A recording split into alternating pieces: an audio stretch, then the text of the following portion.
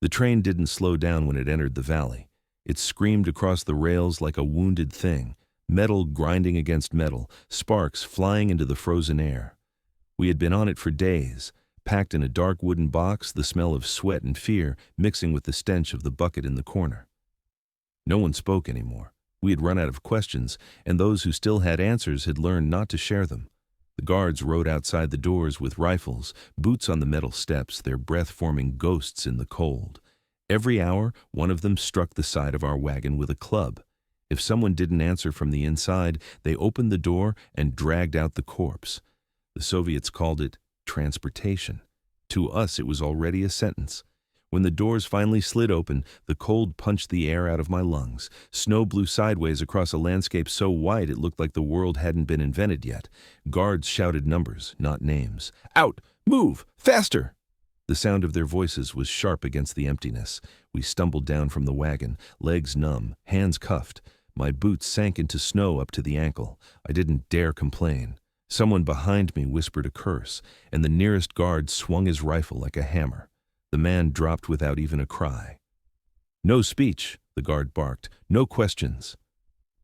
The Soviet posters back home had promised the Gulag was a place of correction, a place where men could rebuild themselves through labor. But the moment I saw the camp, rusted wire, wooden barracks leaning like dying animals, towers with silhouettes holding rifles, I realized the first thing the Soviets never told anyone. The Gulag wasn't built to correct. It was built to erase. Inside the processing hut, they stripped us naked. The floor was ice. A guard with gloves tossed our clothes into piles, sometimes handing them back, sometimes not. They shaved our heads with dull blades. One man bled so badly the guard shoved snow on his scalp to freeze it shut. Another prisoner tried to ask how long his sentence was.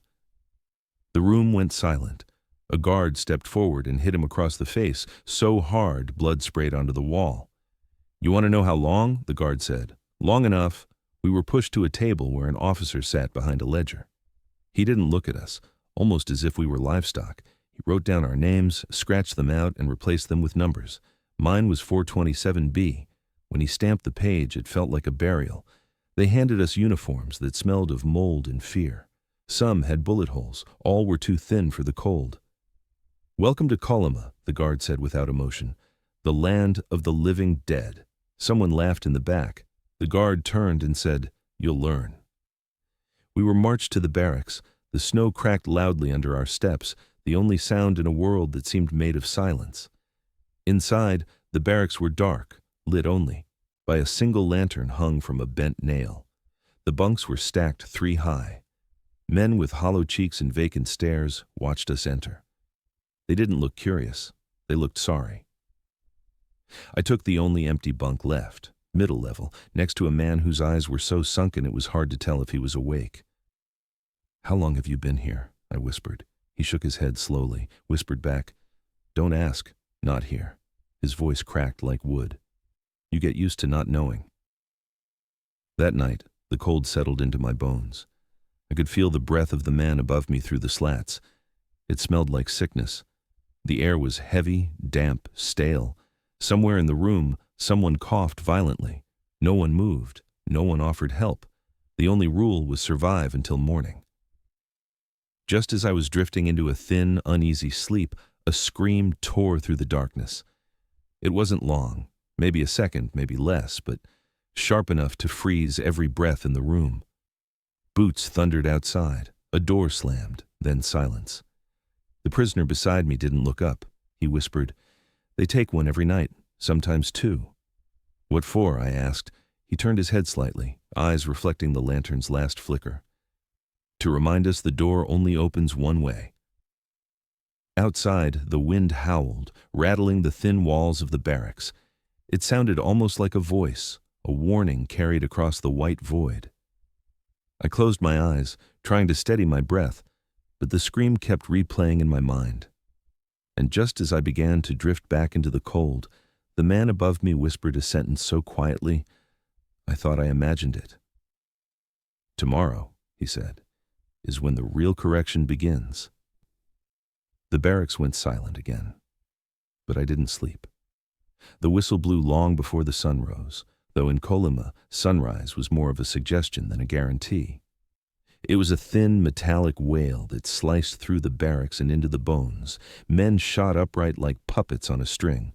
Those who didn't were dragged upright by others, not out of kindness, out of fear of the guards seeing a body that didn't move fast enough. In the Gulag, hesitation was treated like rebellion. We stumbled outside, breaths turning to ghosts in the air. The cold was so sharp it felt like my skin would crack open. "Work detail," the guard shouted, though it wasn't necessary. All we did was work. Work until the world blurred, until the body failed, until the mind broke. Work was the point. Work was the punishment. Work was the killing method. The Soviets never said that part. We walked toward the forest line where the trees stood like tall executioners. A foreman waited there with a clipboard. His nose was red, frostbitten. He looked at us like we weren't men but broken tools. "Who's new?" he asked. Someone nudged me forward. The foreman sized me up, smirked, and pointed to a pile of frozen logs. "You carry those, all day." I stared at the logs. Each one looked like it weighed, more than I did. "The faster you work," he said, "the more you eat." That was the lie the Soviets told the world, that the Gulag was a labor camp where men could improve themselves through honest work. But Kolyma never rewarded strength. It punished it. Strong workers were pushed harder until they broke. Weak ones were allowed to starve quietly. Those who collapsed didn't go to the infirmary. They went into the snow. I lifted the first log. My spine screamed. My hands went numb in seconds. The cold made every breath feel like swallowing knives. The older prisoners worked with terrifying efficiency, not because they were strong, but because moving fast meant staying warm enough not to die. One man beside me, face wrapped in a filthy scarf, whispered, "Don't slow down, the cold notices." He wasn't joking. By midday, my body felt hollow. Every movement sent pain through muscles I didn't know I had. A guard strolled by, cigarette dangling from his lips. "Pick it up," he said. "You're eating too much for how little you work." He wasn't exaggerating. Food rations were mathematically engineered to kill. 400 grams of bread for a full shift, 300 for a partial shift, 200 for failure. Men who dropped to 200 only had days left. We called it the death slide. Once you started it, you didn't stop. A prisoner ahead of me fell to his knees. His log rolled out of his arms. The foreman smirked and checked his clipboard. "One less mouth for dinner," he said. "Move around him." And we did. Not because we were cruel, because stopping meant dying with him. Hours passed. The sun never truly rose, but the gray brightened enough to reveal the camp's ugliness in full detail. The wire fences sagged under the weight of frost. The watchtower roofs were buried in snow. The guards huddled together for warmth while we shivered alone. At midday, we received lunch. Watery soup with floating bits of cabbage. We ate it outside, the bowls burning our hands even through the cold. A man whispered, "Feels warm now. Later, frozen solid inside your gut." He was right. The pain hit minutes after eating. By late afternoon, frost formed on my eyebrows, lashes, even my breath. Every exhale froze into tiny crystals on my scarf. My fingers bled inside my gloves. My shoulders felt like they'd been stabbed with dull knives. The world blurred into a white haze. Then I heard it, heavy breathing behind me. I turned and saw a prisoner collapsing slowly, as if his body had decided to fall in stages. His legs gave first, then his arms. His face hit the snow with a thud that barely made a sound. The foreman didn't shout. He simply nodded to two guards. They lifted the man by his arms and dragged him toward the tree line. His feet left two straight lines in the snow. Someone whispered, "He'll still be warm enough for the wolves." I swallowed hard, not out of disgust, out of fear that I would be next. When the final whistle blew, I could barely stand. We stumbled back to the barracks like ghosts learning to walk. Inside, the air was warmer. Not warm, just less lethal. The lantern flickered. Men undressed slowly, stripping off gloves that peeled away skin. I fell into my bunk, muscles trembling uncontrollably. My neighbor leaned toward me, his eyes dark hollows. "If you want to survive," he whispered, "you must learn the second truth they never tell you." I looked at him, barely able to speak. "What truth?" He scanned the room, making sure no one was listening, especially not the informers. The guards aren't the worst part of this place. He paused, letting the silence tighten around us. The prisoners are. Before I could ask what he meant, the door slammed open. A guard shouted my number. 427B, he said. Lieutenant wants you, now. The barracks went silent. I knew what that meant, and I wasn't sure if I'd be coming back. The guard didn't wait for me to put my boots on properly. He yanked me by the collar, dragging me through the barracks door into the freezing night. The air slapped me so hard my lungs folded. Snowflakes swirled in the lamplight like ash. The other prisoners didn't look at me as I left. Looking was dangerous. Looking meant caring. Caring meant pain. The lieutenant's hut stood apart from the rest, a single yellow window glowing dimly through frost. The guard shoved me inside. The heat hit me first, thick, heavy, almost suffocating compared to the outside. A metal stove hissed in the corner. Frost melted from my eyelashes. The lieutenant sat at a desk with a stack of papers, a cigarette burning in an overflowing tray. He didn't look at me right away. He finished writing something with slow, deliberate strokes, as if my life wasn't waiting in the room with him. Finally, he glanced up. You worked slowly today, he said. I swallowed. I'm new. You think that makes you special? I shook my head. He watched me for a moment, eyes half closed. Then he leaned back in his chair and exhaled cigarette smoke toward the ceiling. Did you say anything this morning? He asked casually. My stomach tightened, so this was about the informer system. No, I said, nothing. He grinned, not a friendly grin, but the grin of a man who enjoyed peeling wings off insects. We have ears everywhere. Someone said you asked about your sentence. My throat tightened. The older prisoner's warning replayed in my mind. There are informers in every barrack. Never trust a smile. I didn't ask, I said. He tapped his pencil lightly on the desk. Funny. Someone heard you. He stood, walked around the table, and stopped inches from me. I could smell his tobacco, his sweat, the iron tang of the pistol on his belt. Tell me, he said softly. Did you say anything? Anything at all? No, I whispered. He studied me like a surgeon deciding where to make the first cut. Then, unexpectedly, he shrugged. Maybe it was nothing. Maybe the man who reported you will disappear first instead. The room tilted. My legs felt weak. He turned away. Go. And remember, someone is always listening. I stepped out into the night before he changed his mind. The cold sucked the air from my lungs again, but this time the cold felt safer than the lieutenant's warmth. When I reached the barracks, everyone was awake. Even those pretending to sleep, eyes watched me from shadows. A man at the far end shifted on his bunk, making room for me to pass. He whispered without moving his lips. What did he ask you? I shook my head. Nothing. Another voice hissed from the darkness. He doesn't ask a nothing. You're lying. I hesitated. The silence thickened. This was what the informer system did. It fractured trust until everyone feared everyone. Some men reported others just to gain an extra ladle of soup. Some did it to avoid a beating.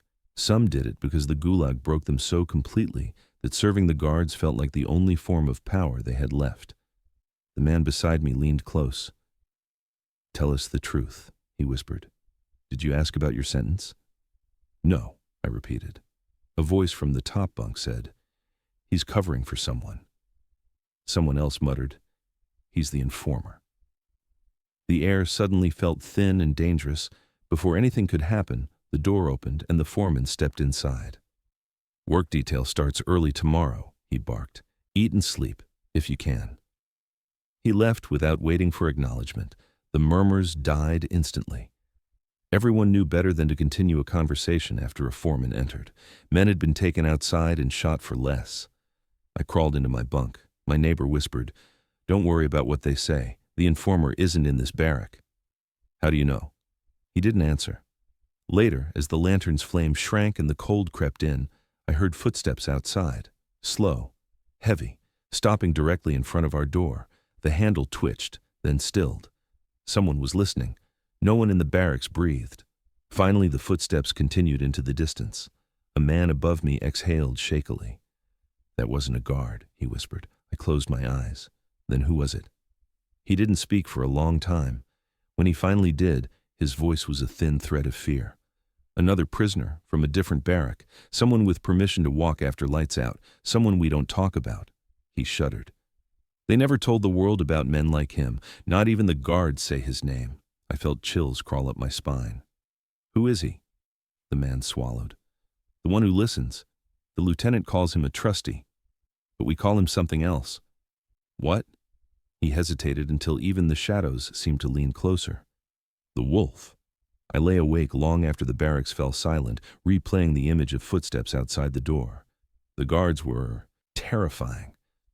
But what frightened the prisoners was always something worse, and the wolf had heard me breathe. I barely slept after hearing about the wolf. In the Gulag, rumors traveled faster than footsteps, but this one felt different, heavier, like it carried weight even the guards feared. A prisoner with freedom to walk at night, a prisoner trusted more than a guard. That kind of man wasn't just dangerous, he was necessary. The Soviets never put him in archives, never admitted such people existed, but every camp had one. Morning came with the familiar whistle that stabbed the dawn like a knife. We rose in shivers, frost coated our blankets. The man above me climbed down stiffly, his breath rattling like old machinery. He didn't look at me as he whispered, "Work fast today, they're watching." I didn't ask who they were. In the Gulag, you didn't want the answer. Outside, the cold wrapped around us like wet iron. Men lined up, shoulders hunched, eyes hollow. The guards counted quickly. When they reached the front of the line, the foreman said, "We're short one." No one moved. No one volunteered a name. The foreman spat. "He must have run." A guard laughed sharply. "No one runs. Wolves eat runners." The way he said wolves made my stomach twist. He didn't mean animals. We marched to the worksite. Today's task was digging new trenches along the frozen road, trenches the Soviets claimed were for drainage. But we all knew the truth. They were graves in waiting.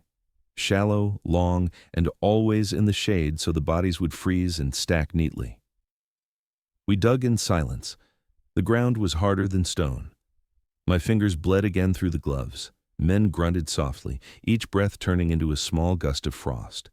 The sky was gray, but not the usual gray. It had a poison tint, like something was brewing behind the clouds.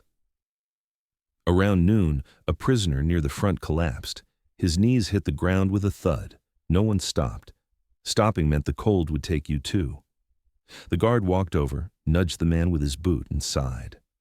"Lazy," he said. Then, with surprising gentleness, he pulled the man by the collar and dragged him aside. No one acknowledged it. Death had become as routine as lunch. While digging, I sensed someone watching me. Not the guards. They watched everyone. This gaze felt closer, quieter, sharper. I turned my head slightly and saw him. A prisoner standing beyond the tree line, wearing no hat, no gloves, no panic. His face was calm, almost bored. He leaned against a pine trunk as if he'd chosen the cold, his eyes locked onto mine, flat, dark, expressionless, wolf-like. I froze. My shovel slipped from my hands. A guard snapped, "Pick it up!" When I looked again, the man in the trees had vanished. During lunch break, thin soup, chunks of ice floating in it. The older prisoner from my bunk sat beside me. He stirred his bowl tirelessly, as if he expected something to appear at the bottom. "You saw him," he murmured without looking at me. I didn't answer. "You did," he repeated. "I can see it in your face." "Who is he?" I whispered. He shook his head. "Not who. What?" He kept stirring.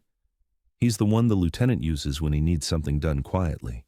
A prisoner who hunts other prisoners, reports to the NKVD, gets extra rations, warm boots, permission to walk at night. They call him a trusty. But everyone else," he swallowed, "calls him the wolf." "Why?" I asked. "Because he tears men apart without touching them." He lowered his voice. He listens, he waits, he chooses. A long pause. "And once he chooses, you don't come back." We returned to work in tighter silence than usual. Late in the afternoon, a guard shouted for us to stop. "Line up," he barked. We formed a crooked row. Another guard pulled a prisoner forward, a thin man with shaking hands. "This dog tried to steal bread," the guard said. "Bread. The smallest crime in a world where hunger hollowed out every man." The guard pointed at the ground. "Punishment box." A ripple of dread moved through the line. The punishment box wasn't a cell. It wasn't even a room. It was a coffin-shaped freezer made of metal sheets packed with ice. Men didn't scream in the box. They didn't have the strength. Some lasted 3 hours. Some lasted 1. They pushed the man inside. He whimpered once before the lid slammed shut. The foreman checked his watch. 3 hours, he said. If he's alive after that, we'll see. The guards returned to their posts. The narrator inside me knew one truth the Soviets never admitted. The Gulag didn't just punish crimes, it punished weakness. We kept digging. At dusk, I saw movement again at the tree line. A figure walking slowly between the trunks, watching. The wolf. His head tilted as if evaluating something, and then he raised a hand, pointing at me. My blood froze harder than the ground. When work ended, we ran back to the barracks for warmth. As I entered, someone grabbed my arm, the older prisoner from my bunk, his face pale. He marked you, he whispered. The wolf pointed at you. What does that mean? I asked, throat tight. He hesitated. It means tonight, he said. Someone is going to disappear. Before I could speak, a guard's voice echoed from outside.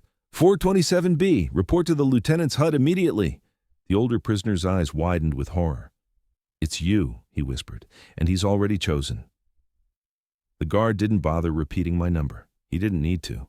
Everyone in the barracks already knew what it meant when a man was summoned after dark. Some prisoners didn't even look at me as I stood. Others watched with quiet pity, the kind that doesn't offer comfort because comfort was dangerous. The older prisoner beside me squeezed my wrist once, just once, and whispered, If the lieutenant is alone, you might live. If the wolf is there, don't speak. Don't move. Don't give him anything. I stepped outside into the night. It was quiet in the way only deathly cold places can be. Sound froze before it had the chance to travel. The aurora flickered green across the sky, ghostly ribbons twisting above the camp. Snow crackled under my boots. Every breath stung. The guard walked ahead of me, rifle slung casually over his shoulder. He wasn't tense. He wasn't angry. He was bored. That frightened me more than anything. Routine meant this happened often. When we reached the lieutenant's hut, the guard knocked twice. A voice inside said, Send him in. The guard opened the door and shoved me inside. Then he left, closing the door behind me. At first, all I saw was the stove. Its orange glow cast long shadows across the room. The lieutenant sat behind his desk, same as before, cigarette burning between 2 fingers. But he wasn't alone. A man stood in the far corner, half in darkness. I recognized him immediately. The wolf. He didn't move when I entered, didn't blink. He just watched me with the flat, hungry calm of a predator, evaluating whether the thing in front of him was worth the trouble. The lieutenant gestured toward a stool. Sit. My knees didn't trust me, but I obeyed. The stool's wood was painfully cold. The lieutenant tapped ash from his cigarette, studying me with the faint smile of someone rehearsing kindness for sport. You've adjusted to camp life quickly, he said. Most new inmates collapse their first week. I didn't answer. He continued. We had an incident today. A missing ration. Some prisoners say they saw you near the storage shed. My chest tightened. I hadn't been anywhere near the shed, but truth meant nothing here. Only usefulness and fear.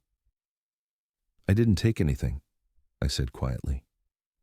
The wolf shifted slightly, barely a movement, just enough to remind me he existed. The lieutenant nodded as if he expected that answer. Do you know why the informer system works so well? I swallowed. No, he smiled wider. Because prisoners distrust each other more than they fear us. He leaned forward, elbows on the desk. Weak men betray for bread, strong men betray for power, and the clever ones. He glanced at the wolf. Learn betrayal is just another word for survival. He stood and paced behind me, slow enough for dread to follow every step. You see, he said softly, in a place like this, truth is elastic. It stretches until it fits whatever purpose we need. So when a ration goes missing, perhaps no one took it, or perhaps everyone did. He stopped behind my shoulder. I felt his breath on my neck. But someone must always pay. Silence. Heavy. Waiting. Finally, he circled back to his desk. "Here's the problem," he said. "Someone has accused you, but I'm not convinced." I almost breathed in relief until he continued. "And that means we need clarity." He nodded toward the wolf. "He will decide." The wolf stepped forward. The firelight revealed his face fully this time, sharp cheekbones, hollow eyes, skin pulled tight over bone. He looked like hunger shaped into a human body. He didn't speak. He didn't need to. He circled me once, slowly, examining. His boots made almost no sound on the wooden floor. When he stopped in front of me, he tilted his head and stared into my eyes, searching for something only he understood. Suddenly, he reached out and grabbed my forearm. His grip was ice. He held it for a long, unbearable moment. Then, he pushed my sleeve up. The lieutenant leaned forward, watching. The wolf studied my wrist, my hand, my fingernails. Then he let go and stepped back. "He's innocent," the wolf said quietly. His voice was softer than I expected. Not gentle, just empty, like someone reading a report they didn't care about. The lieutenant shrugged. "Very well." He glanced at me. "You may go." I stood slowly, legs shaking. The wolf was already back in the corner, eyes unreadable. As I moved toward the door, the lieutenant added, "Oh, and 427B?" I turned. "Tomorrow we're assigning new work crews, harder tasks, more cold. You'll be in Group 3. My stomach dropped. Group 3 was the worst detail. Men lasted days on it. The lieutenant smiled thinly. "Consider it a chance to prove your loyalty to the system." I nodded because I had no choice. When I stepped outside, the cold hit me like a hammer. I breathed in deeply, trying to steady my heartbeat. Snow drifted softly across the yard. The barracks lights glowed faintly in the distance. Halfway back to my bunk, I heard a crunch behind me. A footstep. I froze. Another step. Slow. Deliberate. I turned. The wolf stood 10 meters away, his silhouette just visible in the dim starlight. He didn't approach, didn't threaten. He simply watched me. "Remember this," he said. His breath curled in the cold. "You weren't saved tonight." A pause. "You were chosen." Then he stepped back into the darkness until his shape dissolved completely. I ran the rest of the way to the barracks. Inside, the older prisoner saw my face and whispered, terrified, "What did he do to you?" I opened my mouth. But before I could speak, the work bell rang early. Far too early. The entire barracks froze. Something was wrong, very wrong, and every man knew it. The guard didn't bother repeating my number. He didn't need to. Everyone in the barracks already knew what it meant when a man was summoned after dark. Some prisoners didn't even look at me as I stood. Others watched with quiet pity, the kind that doesn't offer comfort because comfort was dangerous. The older prisoner beside me squeezed my wrist once, just once, and whispered, "If the lieutenant is alone, you might live. If the wolf is there, don't speak, don't move, don't give him anything." I stepped outside into the night. It was quiet in the way only deathly cold places can be. Sound froze before it had the chance to travel. The aurora flickered green across the sky, ghostly ribbons twisting above the camp. Snow crackled under my boots. Every breath stung. The guard walked ahead of me, rifle slung casually over his shoulder. He wasn't tense, he wasn't angry, he was bored. That frightened me more than anything. Routine meant this happened often. When we reached the lieutenant's hut, the guard knocked twice. A voice inside said, "Send him in." The guard opened the door and shoved me inside. Then he left, closing the door behind me. At first, all I saw was the stove. Its orange glow cast long shadows across the room. The lieutenant sat behind his desk, same as before, cigarette burning between two fingers. But he wasn't alone.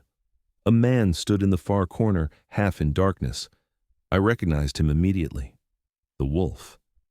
He didn't move when I entered, didn't blink. He just watched me with the flat, hungry calm of a predator evaluating whether the thing in front of him was worth the trouble. The lieutenant gestured toward a stool. "Sit." My knees didn't trust me, but I obeyed. The stool's wood was painfully cold. The lieutenant tapped ash from his cigarette, studying me with the faint smile of someone rehearsing kindness for sport. "You've adjusted to camp life quickly," he said. "Most new inmates collapse their first week." I didn't answer.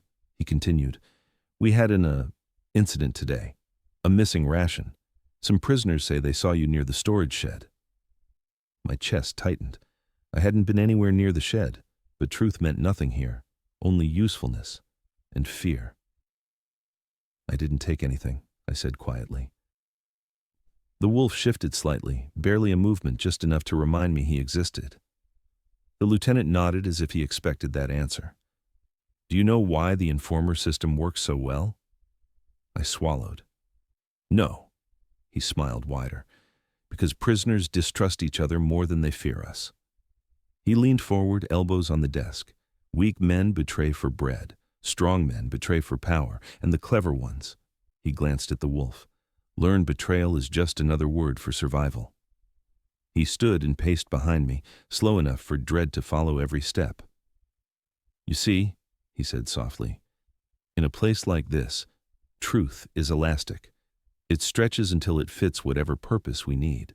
So when a ration goes missing, perhaps no one took it. Or perhaps everyone did." He stopped behind my shoulder. I felt his breath on my neck. "But someone must always pay." Silence.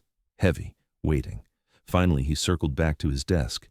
"Here's the problem," he said. "Someone has accused you, but I'm not convinced." I almost breathed in relief until he continued, "And that means we need clarity." He nodded toward the wolf. "He will decide." The wolf stepped forward. The firelight revealed his face fully this time. Sharp cheekbones, hollow eyes, skin pulled tight over bone. He looked like hunger shaped into a human body. He didn't speak. He didn't need to. He circled me once, slowly, examining. His boots made almost no sound on the wooden floor. When he stopped in front of me, he tilted his head and stared into my eyes, searching for something only he understood. Suddenly he reached out and grabbed my forearm. His grip was ice. He held it for a long, unbearable moment. Then he pushed my sleeve up. The lieutenant leaned forward, watching. The wolf studied my wrist, my hand, my fingernails. Then he let go and stepped back. "He's innocent," the wolf said quietly. His voice was softer than I expected, not gentle, just empty, like someone reading a report they didn't care about. The lieutenant shrugged. "Very well," he glanced at me. "You may go." I stood slowly, legs shaking. The wolf was already back in the corner, eyes unreadable. As I moved toward the door, the lieutenant added, "Oh, and 427B?" I turned. "Tomorrow we're assigning new work crews, harder tasks, more cold. You'll be in Group 3. My stomach dropped. Group 3 was the worst detail. Men lasted days on it. The lieutenant smiled thinly. "Consider it a chance to prove your loyalty to the system." I nodded because I had no choice. When I stepped outside, the cold hit me like a hammer. I breathed in deeply, trying to steady my heartbeat. Snow drifted softly across the yard. The barracks lights glowed faintly in the distance. Halfway back to my bunk, I heard a crunch behind me, a footstep. I froze. Another step. Slow, deliberate. I turned. The wolf stood 10 meters away, his silhouette just visible in the dim starlight. He didn't approach, didn't threaten. He simply watched me.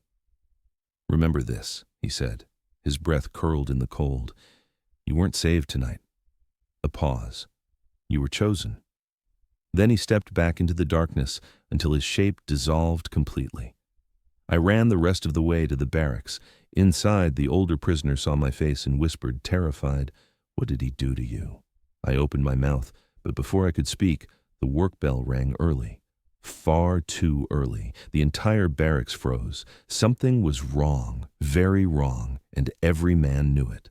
The bell kept ringing long after it should have stopped, its metal cry slicing through the dark like something desperate, something unplanned. Bells didn't ring early in Colima. Bells meant routine, order, predictability, the only fragile structure in a world built to break men. When something broke that routine, fear spread faster than cold. Men scrambled from their bunks, boots half on, scarves thrown around necks blindly. Nobody spoke, nobody asked why. In the gulag, questions were an invitation for punishment. We followed the guards into the yard, breath shaking out of us in frantic clouds. Night still owned the sky. The aurora above us flickered weakly, as if tired from too many months of watching us freeze. The guards formed two lines, rifles already in their hands, boots crunching on ice. The foreman paced, muttering under his breath, flicking frost from his gloves. The lieutenant emerged last, his coat pulled tight, face stiff. He looked angrier than usual, but also unsettled. That alone was terrifying.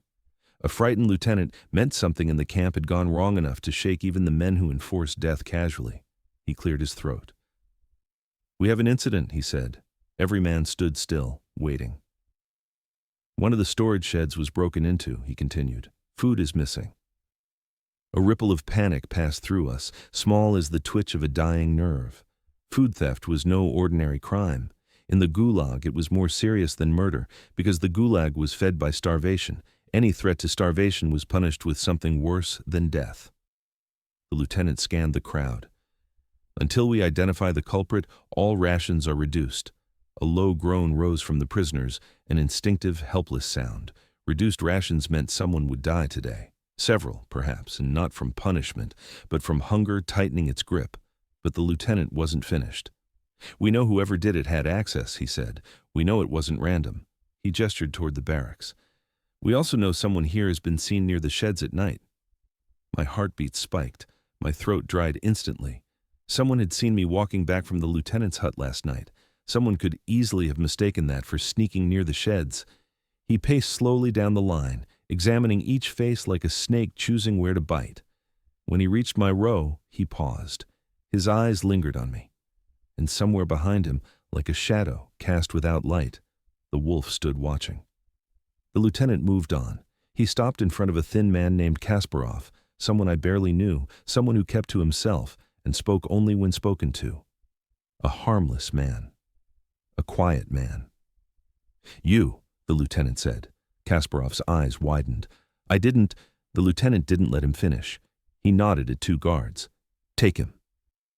They grabbed Kasparov by the arms. He kicked, screamed, a horrible, brittle sound, shouting, "I didn't do anything. Please, please." A guard clubbed him across the mouth. Blood splattered on the snow. The lieutenant exhaled softly, almost disappointed.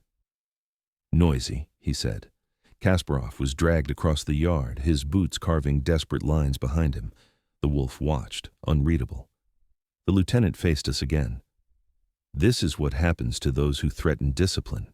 He pointed to a metal structure near the tree line, a steel shed we all knew too well. The punishment box. No one survived more than a few hours in it. "Put him inside," the lieutenant said. One guard hesitated. "Sir, it's -42 tonight." "Then he'll confess quickly," the lieutenant replied. Kasparov screamed again as they shoved him into the box, but the sound was choked by metal. The lid slammed. A lock clicked. Snow fell silently on top of it, as if nature itself wanted to bury him early. We were ordered back to work. We didn't get breakfast. We marched toward the forest, heads down, hearts trembling. Every man understood the truth the Soviets never wrote down. Punishments never targeted guilt. They targeted example. As we worked, the sound of chopping faded into numb rhythm. My fingers felt like bone. My breath burned. I couldn't stop thinking about Kasparov locked inside that frozen coffin. Hours passed. When the sun barely lifted above the horizon, more blush than light, we heard footsteps behind us. A guard approached briskly, out of breath. "Open the box," he said. "Lieutenant wants him out." Some men glanced at one another. This was unusual. They never opened the box early. We walked back together, every step heavy with dread. The wolf and the lieutenant stood beside the box. The lieutenant gestured. "Open it!" A guard unlocked the metal. Frost exploded outward in a cloud. Inside, Kasparov sat upright, eyes wide, mouth frozen open, dead.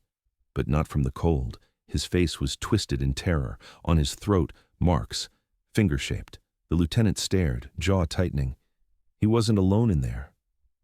The wolf stepped forward. Someone opened the box. Impossible. None of us had keys. None of us would go near the box. The lieutenant looked at the wolf. "Do you know who?" The wolf nodded once. "Yes." The lieutenant pointed at him. "Then find him." The wolf turned slowly toward us, toward the line of exhausted prisoners, and his eyes stopped on me. "You," he said. My knees nearly buckled. I couldn't speak. The wolf took a step forward. "You're coming with me." The lieutenant didn't object. No one breathed. I felt the cold deepen around me as if the world had decided I no longer needed warmth. I followed the wolf away from the crowd, deeper into the trees. Every step felt like the last one I would ever take. The wolf didn't speak as we walked. His boots made almost no sound, while mine crunched loudly in the snow. It felt wrong, like prey announcing itself while the predator glided silently behind. The forest swallowed us quickly, the camp shrinking behind the curtain of pines until the last lantern glow disappeared.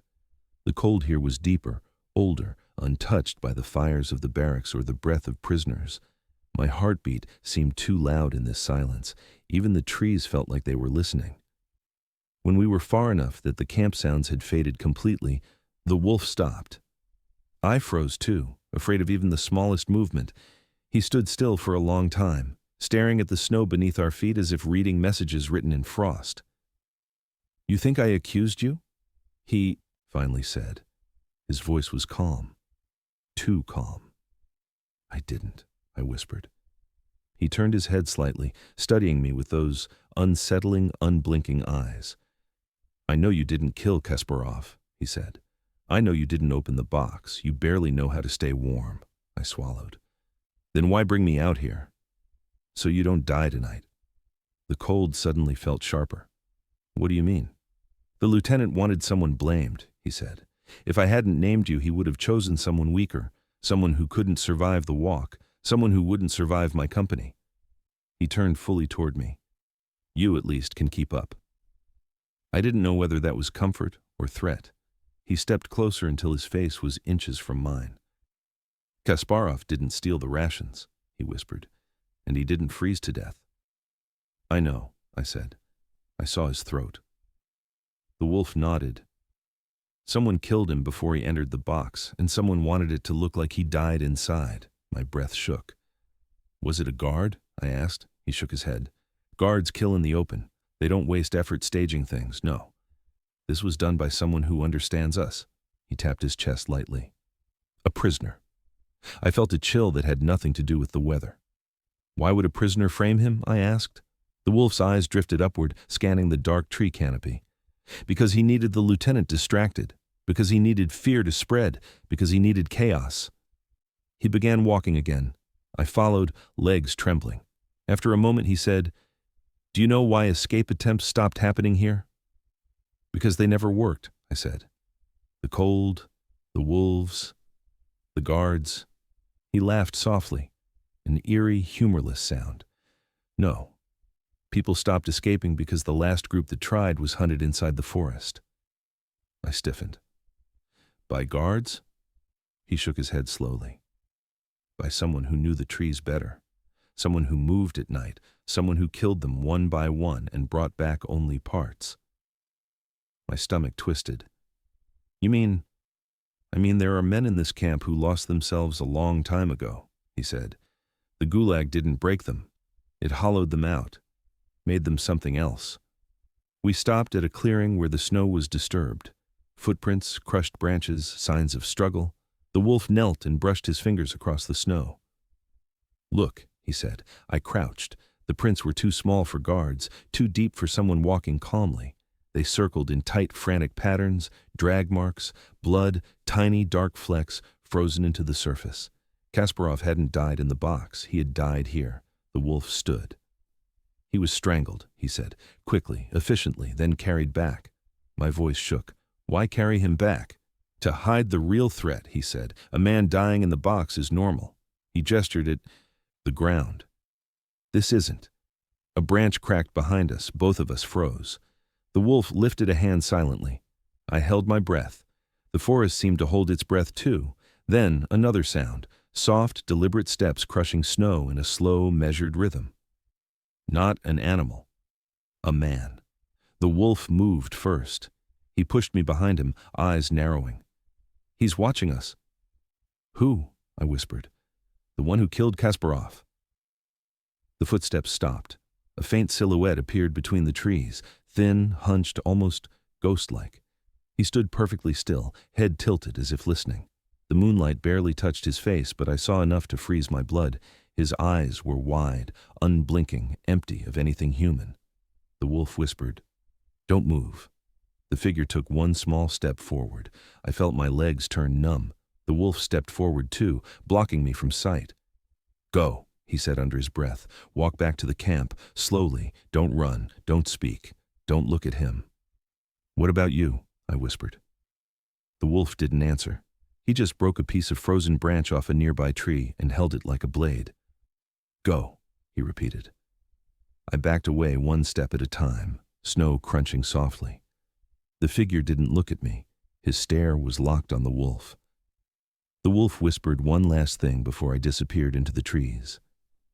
"Tell the lieutenant this wasn't a prisoner. Tell him something else is living in this camp." I took another step, then another. A sickening metallic sound echoed behind me, a breath, a grunt, a sudden burst of movement. I turned and saw shapes colliding in the snow. I didn't wait. I ran. Branches whipped my face, my breath tore at my lungs, and the darkness swallowed everything behind me. I didn't stop until the camp lights flickered through the trees. When I stumbled into the yard, half frozen and shaking, a guard grabbed me instantly. "What happened?" he barked. "Where's the wolf?" I opened my mouth and realized I had no idea whether the wolf was alive or whether the thing he faced was now following me. No one slept that night. The barracks shook with the wind, but it wasn't the cold that kept us awake. It was the scream we couldn't unhear. The guards ran through the yard with lanterns, shouting orders no one could follow because terror had already filled every corner of the camp. Some prisoners whispered prayers, others clutched their blankets like shields. A few stared blankly into the darkness as if trying to understand what had just broken loose inside the fences. I sat upright on my bunk, heart pounding, listening for footsteps. The barracks felt too small, too thin, too fragile. At any moment the wooden walls could splinter and let something in, something that wasn't supposed to exist. At dawn, or what passed for dawn in this frozen world, the lieutenant ordered all prisoners into the yard. We stood in ragged lines, shaking, our breath rising in thick clouds. The foreman strutted back and forth, shouting numbers, but his voice cracked. Even he was afraid. Then the lieutenant emerged from his hut. He looked exhausted, eyes red, face pale. He held his belt like he might need to use it to defend himself. Behind him stood two guards armed with rifles, loaded, fingers already on triggers. He faced us, jaw tight. "Last night," he said, "a prisoner violated curfew and fled across the yard." That was a lie, and every man knew it.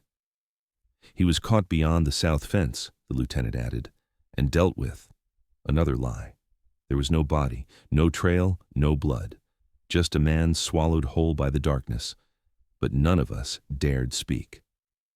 "From this moment," the lieutenant continued, "no one leaves the barracks after nightfall. Anyone who does will be shot on sight." He didn't say shot by who. A guard whispered something into his ear. The lieutenant stiffened, then cleared his throat. "Also," he hesitated, unusual for him, "we are missing another prisoner, someone from barracks too. He was last seen before midnight." That made 3 men in 20 hours. A man beside me muttered, "The forest takes what it wants." A guard struck him across the face, but even the guard didn't argue. We were marched to work, but the pace was slower than usual. The guards kept turning around, rifles raised as if expecting something to burst out of the trees. The foreman tripped twice. He didn't yell at us once. At the worksite, men dug quickly, desperately, as though burying their shovels into the earth would keep something underground where it belonged. Snow fell in loose sheets. The wind howled. Branches cracked like bones breaking. But it wasn't the cold that made my hands shake. It was the feeling of being watched, not by guards, by something deeper in the woods. Midday came with no soup break. The foreman said the cooks were delayed. Some men groaned. Others whispered that the kitchens had been attacked. I didn't believe it until I saw the smoke. Black smoke, not cooking fire gray, burning. We were marched back early, guards jittery, scanning the tree line as though expecting shadows to leap out at any moment. When we reached camp, the truth hit us immediately. One of the storage sheds was gone, burned to ash. The lieutenant sprinted across the yard, screaming orders. Buckets of snow were thrown onto embers. Guards stumbled in panic. Men whispered that the wolf's killer had returned, braver now, closer. I noticed something else, something worse. Near the burned shed, half hidden by snow, was a trail of footprints, small, bare, human, but spaced too far apart, as if whoever made them didn't walk. They leapt. The lieutenant saw them too. He stared, face drained of color, and whispered something that the wind almost stole from his lips. Not again. Not this. I stepped closer. Sir, what is doing this? He looked at me. Really looked. And for the first time he spoke without authority. Only fear. This camp is built on graves, he said. Old ones. Before the war, before the first prisoners, before even the Soviets knew what was buried here. His eyes darted to the trees. We dug into something we shouldn't have, something that was better left frozen. He grabbed my shoulder. When men starve long enough, something grows inside them, something hungry, something that remembers how to hunt. Before I could respond, a shout tore through the camp. "Lieutenant, we found him!" We rushed toward the voice. A group of guards huddled near the laundry barrack, rifles pointed down. As we approached, I saw a shape lying in the snow, a prisoner, face down, clothes torn, flesh missing. Not eaten, not exactly. More like torn away in long, rough strips, as if fingers, not teeth, had ripped skin from bone. The lieutenant knelt beside the body. His hands trembled as he turned the man over. I recognized the face instantly. It was the guard who had taken me to the forest the night the wolf disappeared. His throat was crushed, his eyes frozen wide in terror. But what made the lieutenant recoil wasn't the wounds, it was the chest, carved into the skin, shallow and jagged. A symbol, 2 slashes, then 1, then 2, a pattern, a warning, a message. The lieutenant stood slowly. "This isn't madness," he whispered. "This is ritual." The guards stepped back, faces pale. One muttered a prayer. That was when we heard the scream. Not from a man, not from a guard, from somewhere deep inside the trees. A sound so sharp, so unnatural, so hungry that every prisoner stumbled backward. The lieutenant's lantern flickered. And then we realized the scream wasn't coming from the forest. It was coming toward us, fast, very fast. The scream came closer, so fast it felt like the air itself was being torn apart before the sound even reached us. Guards raised their rifles, but their hands trembled so violently the barrels jerked back and forth. Prisoners scattered, slipping on the frozen ground. Some ran toward the barracks, others dropped to their knees, covering their heads out of instinct. I stood frozen, breath trapped in my throat, muscles locked as if the cold had seeped into my bones and refused to leave. The lieutenant shouted something, but the wind swallowed his voice. A guard fired blindly into the trees. The muzzle flash flickered once, then again. Snow exploded where the bullets landed, but nothing stopped. The scream kept rushing toward us, a sound that didn't belong to anything human. Then silence. Total. Absolute. Heavy, the kind of silence that only exists right before a predator strikes. "Stay together!" the lieutenant yelled. "Stay!" A shape burst from the tree line. It moved so fast the snow behind it lifted into the air like feathers. Guards fired wildly. Bullets snapped through the night. The lieutenant stumbled backward, lantern swinging wildly. I caught a glimpse of the creature, just a glimpse, the body hunched, thin but powerful, the movements sharp, twitching, wrong. A man's frame, a corpse's posture, eyes that didn't shine with life, but with hunger. It slammed into the first guard like a storm hitting an old fence.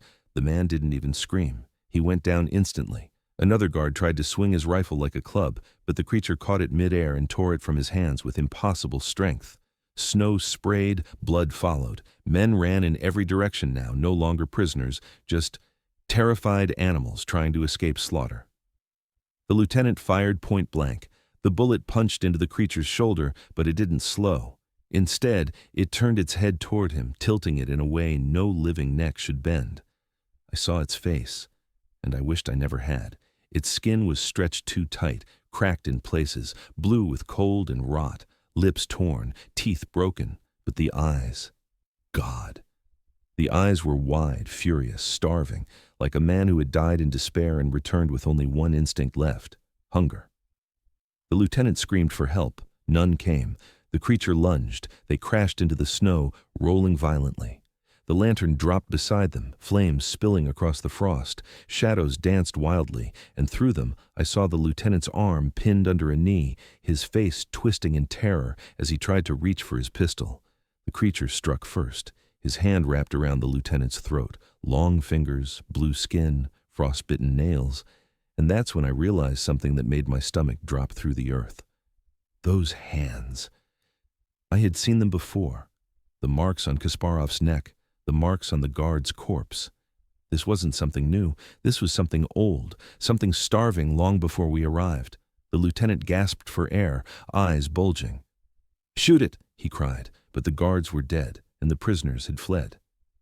I took a step backward, heart pounding so loud it drowned the world. The creature shoved the lieutenant into the snow, pinning him like he weighed nothing.